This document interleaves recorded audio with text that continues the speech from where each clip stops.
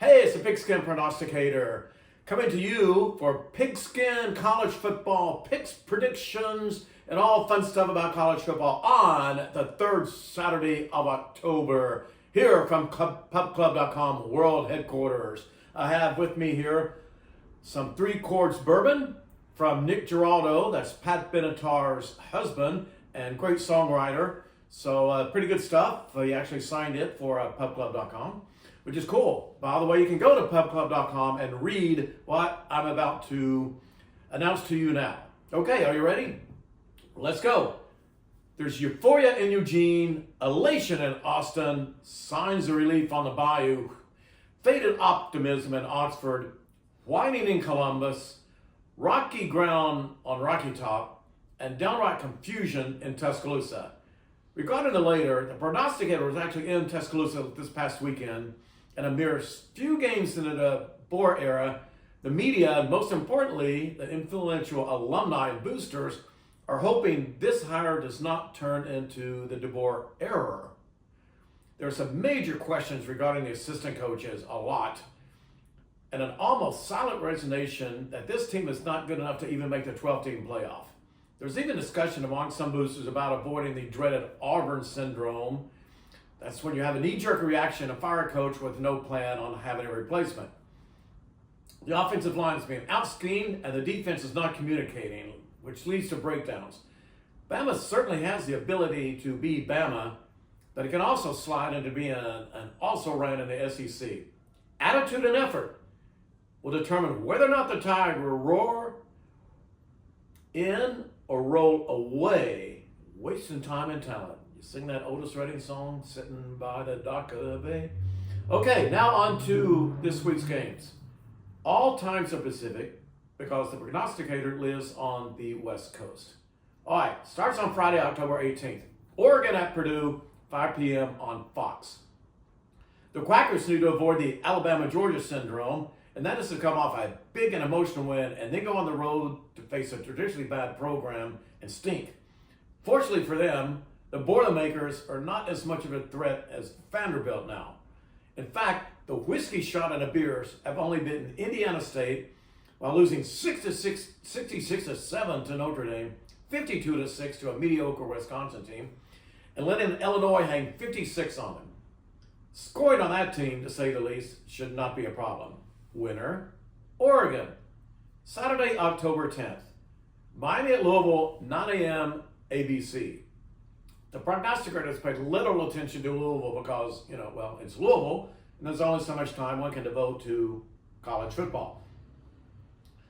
The prognosticator has, though, been paying attention to Miami. They should have 2 losses, Raising Cane's, benefited from an overturned call that should not have been overturned in 1 week against Virginia Tech, and just happened to be in the right place at the right time when the Cal Bears seemingly left the stadium because they heard there was salmon fishing up in Alaska. In other words, they were more lucky than good, and this will, in all likelihood, catch up with them, even in the cushy ACC. Winner, Louisville. UCLA at Rutgers, 9 a.m., FS1. Another 9 a.m. game for the boys from the West Coast and all the way across the country against Rutgers. The baby bears will probably be in hibernation, just like their fans, who will pull the blankets back over their heads at that hour rather than turn on the TV. Winner, Rutgers. Alabama at Tennessee, 12:30 p.m. ABC. The last time the Pachyderms packed up to go to the state of Tennessee, things did not go so well. Now it's time for one of the South's greatest rivalries in what is known as the third Saturday of October. There's certainly nervousness in Knoxville because while this Bama team is beatable, there's also a fog over the Smokies that goes beyond the famous mountains and down into Neyland Stadium.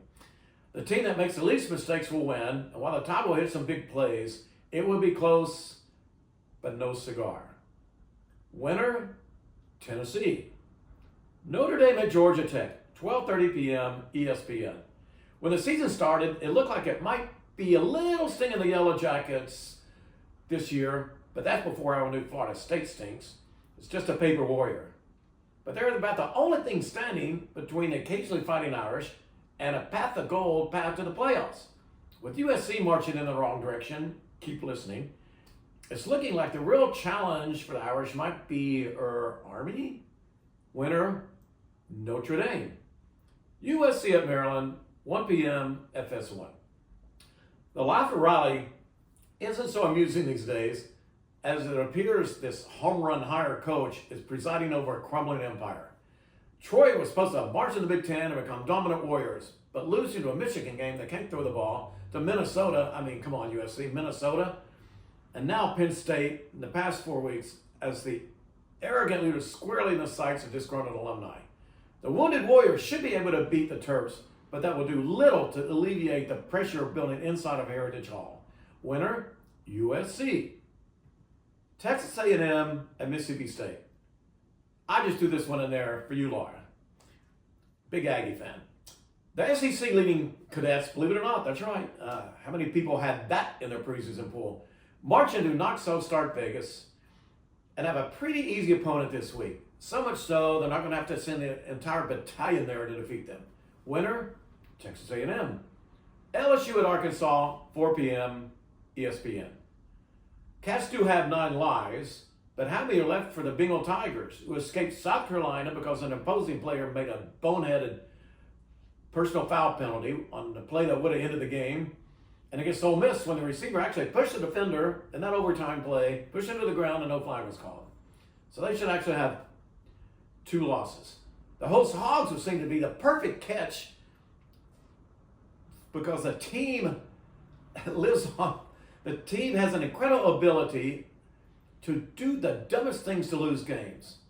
They're going to have a few of those moments on Saturday, but the prognosticator has a feeling that the time is up for the Bayou Felines. Winner, Arkansas. And now the big one. Georgia at Texas, 4:30 p.m. ABC. The Kirby Canines seem to be playing up or down to their competition, sometimes even in the same game, which means they should be at their full tenacity level. But will they be barking up the wrong tree?